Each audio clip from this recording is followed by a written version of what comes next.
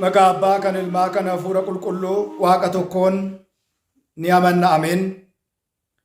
Kabajamootaa fi jaalatamootaa maatiiwwan Waaqayyoon kan jaalattan, Waaqayyoo isiniin kan jaalatu. Hordoftoonni chaanaalii keenyaa hundumti keessan akkam jirtu, akkam yoo nageessanii, akkamiin turtanii. Guyyaa har'aan kan nu qaqqabsiise Waaqni abbootii keenyaa galanni ulfinni isaaf haa ta'u. Yeroo hundumaa maqaa isaa gaafa waamnu maqaan giiftii keenya qulqulleettii Dubroo Maariyaam maqaan ishii kan hin dagatamne, maqaan ishii kan galatoome kan ulfaatinu haa ta'u. Ergamoonni qulqulloonni wareegamtoonni akkuma aaboo fi aangoo isaaniitti galanni isaaniitiif haa ta'u. Akka fedhaa fi jaalala Waaqayyootti guyyaa har'aa kana barnoota keenya walitti fufiinsaa kutaa 18ffaa dubbii fannoo yookiin immoo dhimma fannootiin wal qabate barnoota keenya walitti fufiinsaa kutaa 11 kaasnee amma kutaa 17tti waliin barachuun keenya ni yaadatama. Ammas yaadota tokko shakkitoonni kaasaniitiin ahizaaboonni kaasaniitiin wal qabate deebii barbaachisaa ta'e deebii kitaaba qulqulluu keessaatii gahaa ta'ee jara kanaaf deebi'uu danda'u. Egaa keessumaa immoo deebii kana gaafa gaafannu deebisnu shakkitoonni shakkuu isaanii, shakkitoonni jecha fannoo balleessuu isaanii hin dhiisu jechuu otoo hin ta'in, nuun garuu kiristaanotaatiif immoo hubannoo dubbii fannoof waa'ee fannoo hin qabneef immoo barumsa akka nuu ta'uutii fi guyyaa har'aa kana waliitiin dubbii sagalee Waaqayyoo ni ilaalla jechaadha. Egaa akkuma yeroo darbee ayyaana ifa fannoo gooftaa keenya qoricha keenya Iyyasuus Kiristoositiin wal qabate baay'ooliin isaanii yaada garaagaraa dubbii garaagaraa gaafa isaan haasa'an nama bade malee fannoo bade hin qabnu yaada jedhu kaasaa turuun isaanii ni yaadatama. Nutis immoo yaada kana deebii bal'aa gaafatti ilaannu fannoo dhokate yookiin immoo fannoo awwaalame malee fannoo bade akka hin qabne jara murree jara kanaatiif deebii gahaa barnoota keenya kutaa 18ffaa keessatti laannaaf jechaadha. Mee hundumaa kan dursu barnoonni keenya, kadhannaan keenya, saganni keenya, waaqeffannoon keenya haalonni hundumtuu kitaaba qulqulluu keessaa kan ba'an, kitaaba qulqulluutiin kan deeggaraman waan ta'eedhaafi callisnee yaada keenya irraati, beekumsa dhuunfaa keenya irraati wanti barsiisnuu fi gorsuu tokko illee akka hin jiraanne mirkaneessuun barbaada. Dhimma fannoo kanaa macaafni qulqulluu maal jedha? Shakkitoonni immoo maal jedhu? Yeroo hundumaa yaada kanaatiin wal qabate immoo deebii nuti laachuu qabnu maalidha kan jedhu akka waliitiin ilaalluu fi qulqullichi Phaawulos ergaa isaa gara warra uummata Galaatiyaa boqonnaa 6:17 gubbaa irratti akkana jedha. Egaa ani mallattoo Iyyasuus Kiristoosiin foon koo irratti baadheera. Egaa kanaatiin booda tokko illee na hin dadhabsiisu jedha. Yaada kana haa ilaallu. እኔ የኢየሱስ ክርስቶስን ማኅተም በሥጋዬ ተሸክሜዋለሁ። ከእንግዲህ ወዲህ ማንም እንኳን አያደክመኝም። መለቶ ጀቹን ማል ጀቹን መለቶ ጀዴ ከን ካኤ መለቶን ብራኑቲ ቀበኑ ማሊዳ ኑፍ መለቶ ኬኛ ታኤ ሜሻ ሎላ ኬኛ ታኤ ዳብሎስን kan ittiin mormine injifannu, daabiloosiin kan ittiin mo'annu, daabiloos kan ittiin du'e, abbaan sobaa daabiloos kan ittiin injifatame fannoo Kiristoos jechaadha. Egaa ani mallattoo Iyyasuus inni fannoo irra ittiin oolee nagaa buuse, jaalala buuse, tokkummaa fide foon koo irratti baadheetan deema. Laphee koo irratti kaawwadheetan deddeebi'a. Tokko illee na hin dadhabsiisu jedha. Maarree nuti fannoo Kiristoosin baachuu hin dadhabne, hin nuffine. Shakkitoonni garuu maaliifidha? Fannoo Kiristoositiif diina kan ta'an.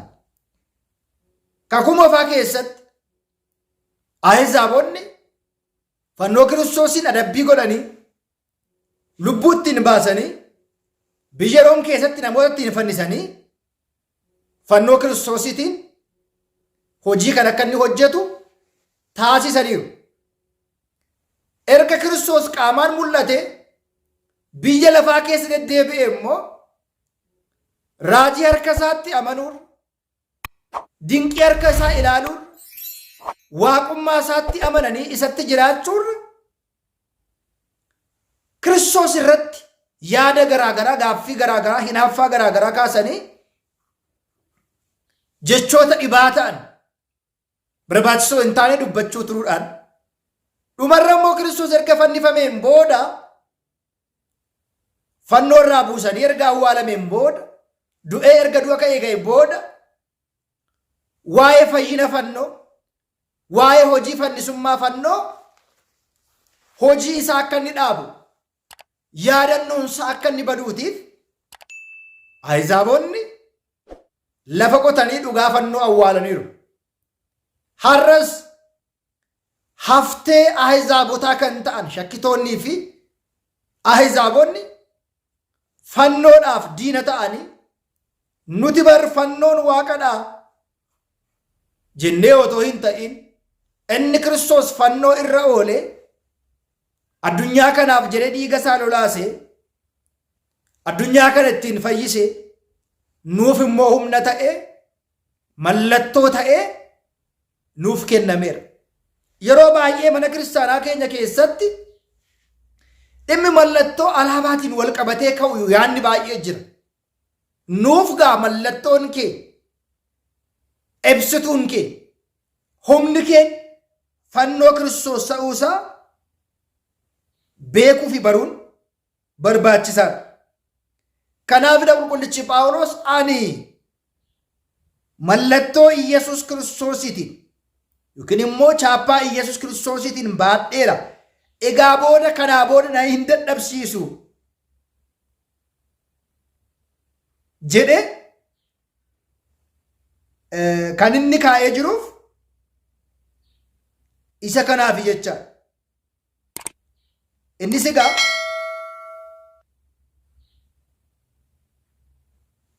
shakkitoonni kanaatti wal qabatee yeroo darbe sooshaal miidiyaa kana irratti kallattii garaagaraatiin wacaa turaniiru. Nuti nama bade malee fannoo bade hin qabnu.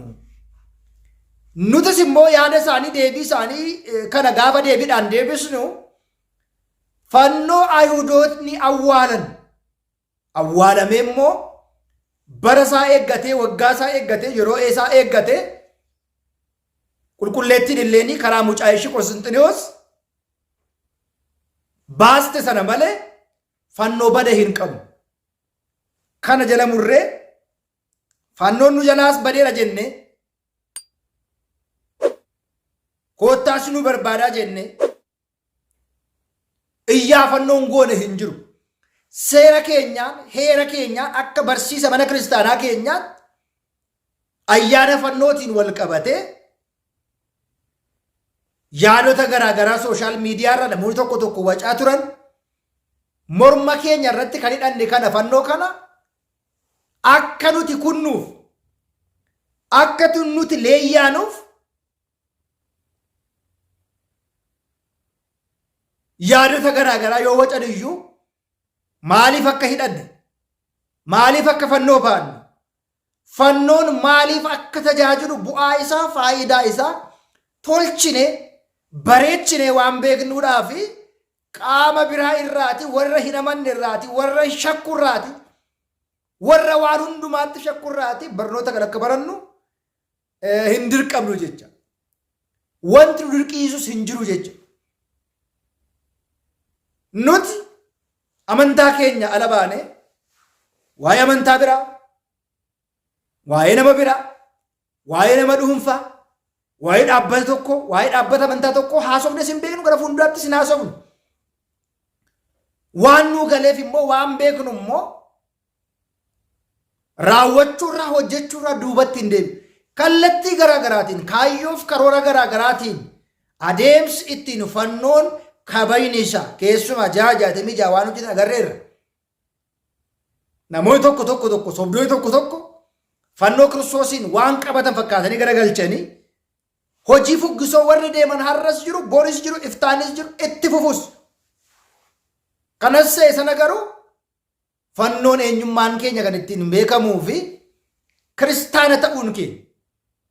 Kiristaanummaa ta'uu qofa immoo bira darbee otoo hin ta'in ittiin mirkanaa'ee chaappaa keenya ta'ee chaappaa kan ittiin chaappeeffamne dhiiga Kiristoos irratti dhangalaase kanaan kan chaappeeffamne eenyummaan keenya kan itti beekame eenyummaan keenya kan itti barame chaappaa yookiin immoo mallattoo dhugaa ta'ee kan nuu kennamne fannoo Kiristoosiitiin gara fuulduraattis ittiin boonna, har'as ittiin boonna, gara fuulduraattis diina keenya ittiin moona, har'as borus gara fuulduraattis fannoo Kiristoosiitiin qabannee ittiin diina keenya daabiloosiitiin ni injifanna jechaadha.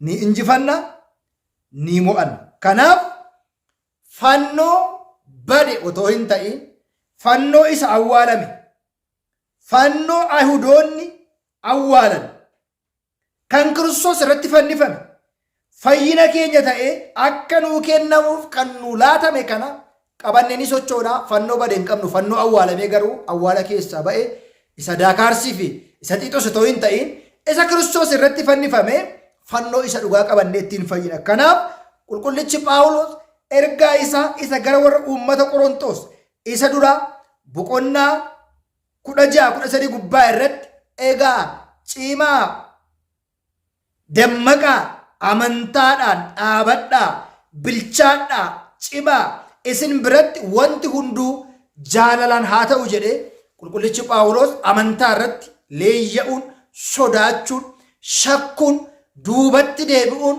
holola diinaa kaleessas diinni haasa'aa ture, har'as diinni haasa'aa jiru, boris diinni haasa'aa jiru qabannee duubatti kan hin deebinee fi kan hin shakkinee fi waan waaqessinu waan beeknu qulqullichi Phaawulos tokkoffaa Xiimotewos 1:12 irratti ittiin qaana'u wanta nu waaqesse nan beeka akkuma jedhee waaqa waaqessinu ni beekna, amantaa keenya tolchinee bareechinee beekna, shakkitoonni ofumaa dadhabu duubatti nu deebisu, fannoo nu gachisiisu, fannoo nu gochisiisu hin danda'ani. Waaqayyoof galanni haa ta'u. Barnoota keenya kutaa 10 salgaffaatiin barnoota biraatiin hanga wal agaruutti nagaatiin nu tura. Waaqayyoof galanni haa ta'u.